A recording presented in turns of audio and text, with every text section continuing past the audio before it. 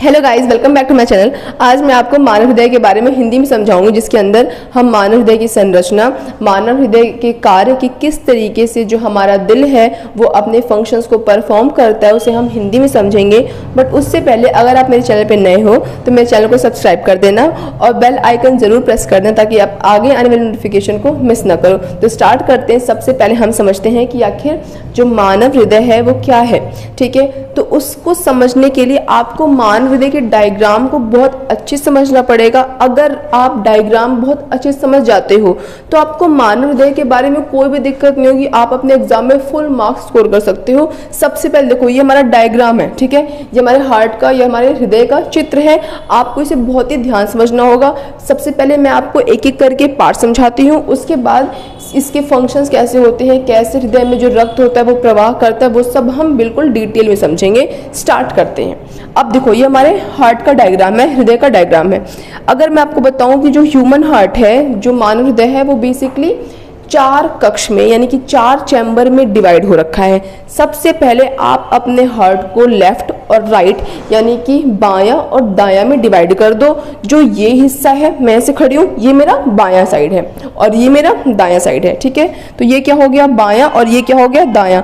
जो ऊपर के कक्ष होते हैं यानी कि जो ऊपर के चैम्बर्स होते हैं उन्हें हम अलिंद कहते हैं, और जो नीचे के कक्ष होते हैं उन्हें हम निलय कहते हैं। अब ये बायां है और ये हमारा दायां है। ऊपर के चैम्बर्स यानी कि ऊपर के कक्ष क्या है, अलिंद है, और नीचे के कक्ष क्या है, निलय है।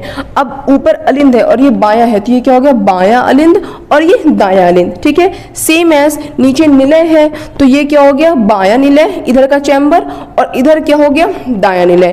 तो ये आपको समझना बहुत इंपॉर्टेंट है, इवन सबसे इंपॉर्टेंट है कि आपके जो कक्ष हैं आपके हृदय के, आप उन्हें ढंग से समझो कि बायां कौन साइड है और दायां कौन साइड है। आप दायां बायां को मिक्स नहीं कर सकते। अगर आप मिक्स कर दोगे ना तो पूरा हार्ट का फंक्शन, पूरे हृदय का जो कार्य है वो उल्टा पुल्टा हो जाएगा। तो ध्यान समझना। ठीक है, अब ये हमने डिवाइड कर दिया, चैम्बर तो डिवाइड कर दिए। अब देखो ध्यान से, आपको ये दिख रहा होगा ऐसा एक स्ट्रक्चर। ठीक है, एक पाइप से दिख रही होगी आपको, इसे हम कहते हैं फुफ्फुस धमनी, जिसे हम कहते हैं पल्मोनरी आर्टरी। ठीक है, फुफ्फुस धमनी क्या कहते हैं इंग्लिश में, पल्मोनरी आर्टरी। उसके बाद आपको दिख रहा होगा ये जिसमें एरो अंदर की तरफ है, इसे हम कहते हैं फुफ्फुस सिरा, जिसे हम कहते हैं पल्मोनरी वेन। इसे आप इंग्लिश में और हिंदी में दोनों में समझना क्योंकि बहुत इंपॉर्टेंट है।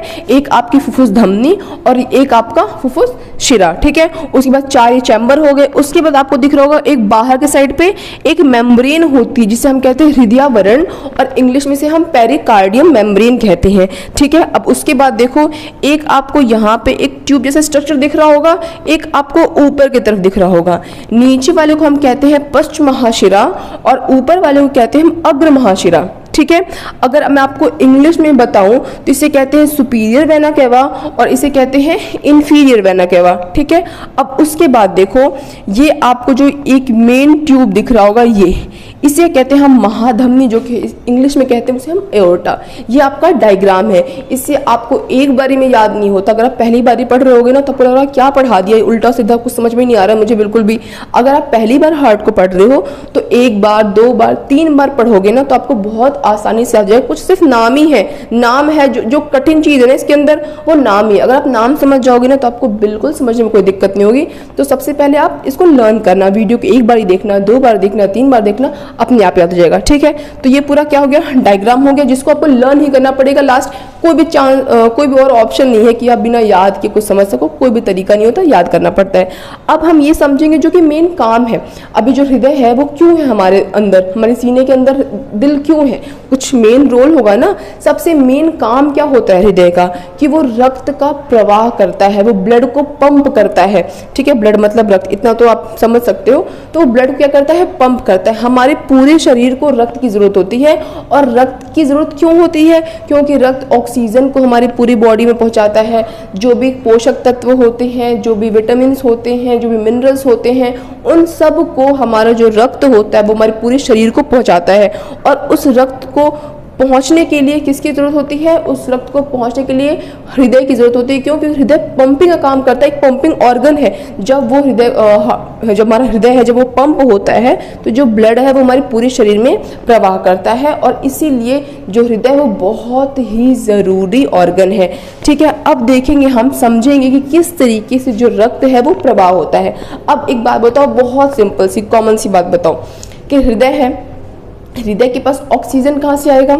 रक्त का काम ऑक्सीजन पहुंचाना भी तो है ना, तो उस रक्त में ऑक्सीजन कहाँ से आएगा? बहुत जाहिर सी बात है कि उस रक्त को ऑक्सीजन हमारे फेफड़े देते हैं। ठीक है, हम ऑक्सीजन को अंदर लेते हैं और इनहेल करते हैं, फिर जो हमारा लंग्स होता है, जो हमारा फेफड़ा होता है, वो उस ऑक्सीजन को हमारे हार्ट को देता है, जो कि ब्लड को उस ऑक्सीजन को ब्लड के अंदर मिक्स करता है। अब कैसे होता है समझो, ये हमारा क्या है? दायां अलिंद है। ठीक है, सपोज करते हैं कि हमारे पूरी बॉडी में, हमारे पूरे शरीर में रक्त है, ब्लड है।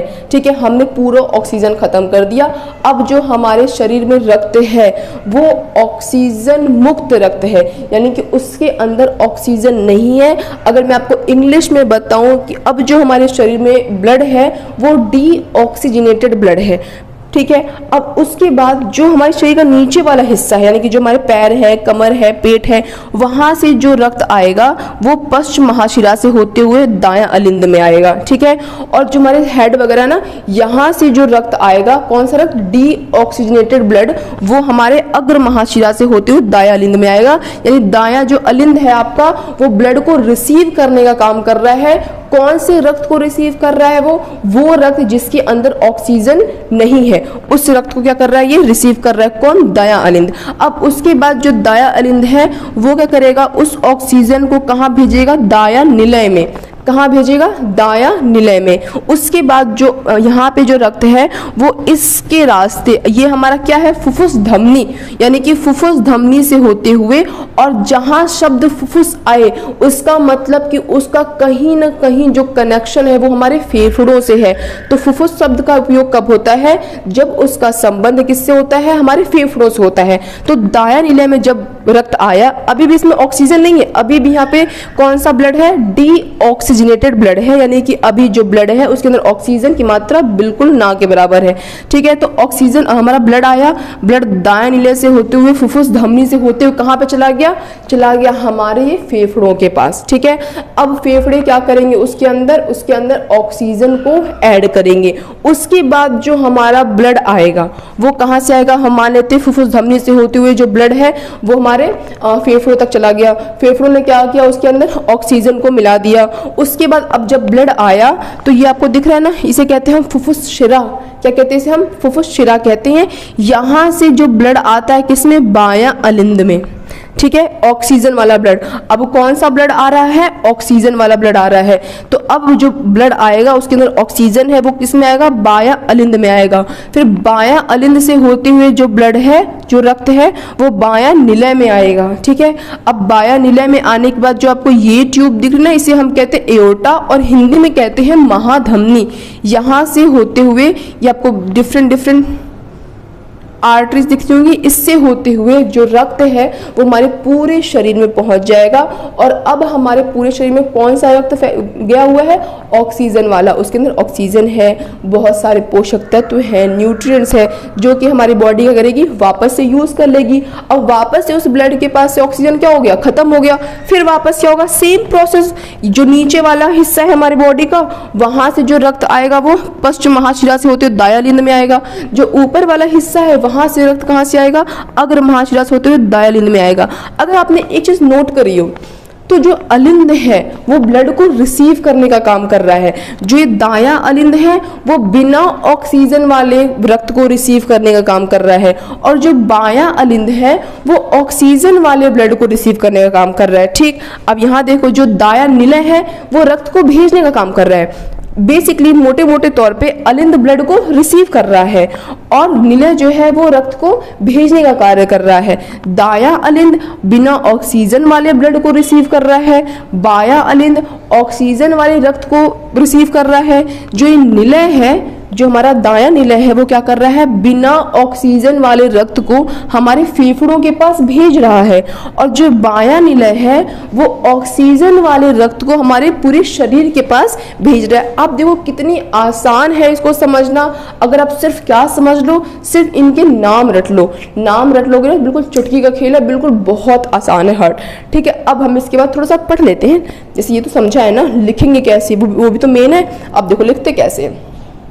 रक्त दो बड़ी महाशिरा के माध्यम से हृदय में प्रवेश करता है। जो रक्त होता है दो बड़ी महाशिरा, कौन कौन सी, एक अग्र महाशिरा और एक हमारी पश्च। ठीक है, ऊपर वाले हिस्से से ब्लड यहाँ से आ रहा है, मैं एरर बना दूं क्या, एक सेकंड बना देती हूँ, रुको। ऊपर वाले हिस्से से ब्लड यहाँ पे आ रहा है और नीचे वाले हिस्से से ब्लड यहाँ पे आ रहा है दायां अलिंद में। हृदय में प्रवेश करता है, जो दाहिने अलिंद में खाली होता है। यहाँ से रक्त आ रहा है, यहाँ से रक्त आ रहा है, कहाँ खाली हो रहा है, दाएं अलिंद में खाली हो रहा है। जो दाहिने अलिंद में खाली होता है, यह दाएं अलिंद से ट्राइकस्पिड वॉल्व, अच्छा वॉल्व बता दूं मैं आपको, देखो ये जो वॉल्व है ना, इसे कहते हैं हम ट्राइकस्पिड वॉल्व।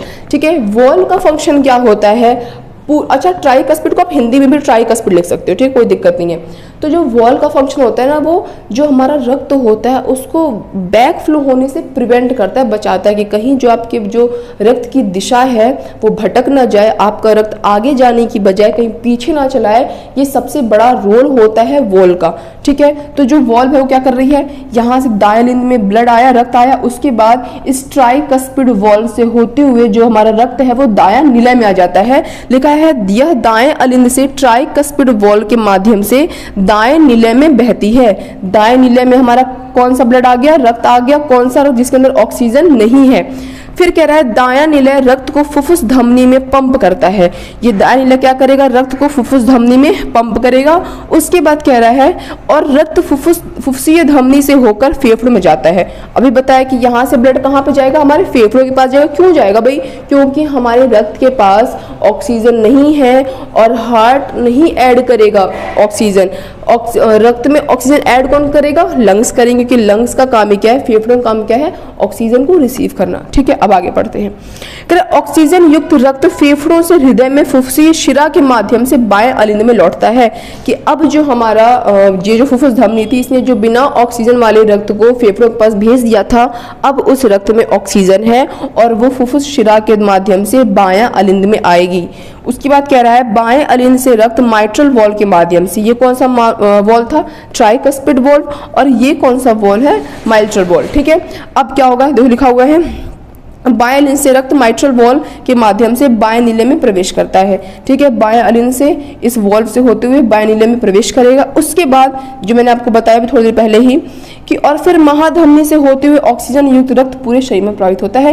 ये जो महाधमनी है, यहाँ से होते हुए जो हमारा रक्त है वो पूरे शरीर में प्रवाहित हो जाएगा और इस रक्त के पास ऑक्सीजन है। तो ये हमारा पूरा क्या हो गया, संरचना और कार्य। सो गाइज, अब हम थोड़ा हार्ट के बारे में बेसिक जान लेते हैं। अगर मैं वजन की बात करूं कि जो मानव हृदय का वजन पुरुषों में कितना होता है और महिलाओं में कितना होता है, दोनों में अलग अलग वजन होता है। क्यों, क्योंकि पुरुषों का शरीर अलग होता है थोड़ा सा और महिलाओं का थोड़ा सा अलग होता है। बेसिकली जो हार्ट का जो साइज होता है वो हमारी मुट्ठी के बराबर होता है। जिसकी जितनी बड़ी मुट्ठी होती है उतना बड़ा उसका क्या होता है, हार्ट होता है। अप्रॉक्स एकदम बिल्कुल एग्जैक्ट फिक्स भी नहीं है।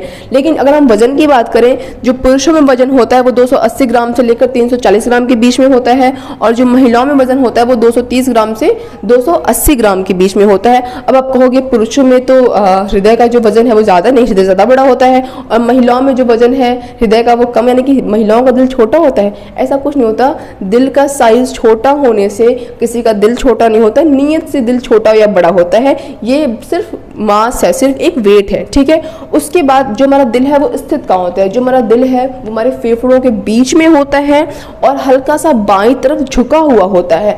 दिल हमारा एग्जैक्ट बाईं साइड नहीं होता है, फेफड़ों के बीच में यानी कि सेंटर ऑफ द चेस्ट, और हल्का सा बाईं की साइड झुका हुआ होता है। ये हमारे दिल की डायरेक्शन है, दिल का एग्जैक्ट पोजीशन है कि वो होता कहाँ है।